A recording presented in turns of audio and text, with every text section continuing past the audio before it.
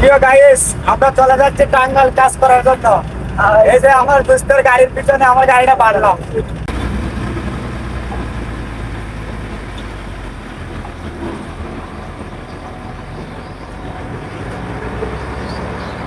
বন্ধ করার দরকার ছিল।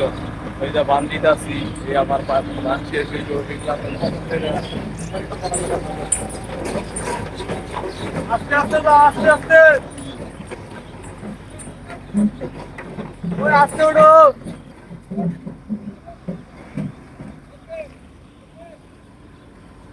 এটা পার হয়ে গেছে বেজার শেষ।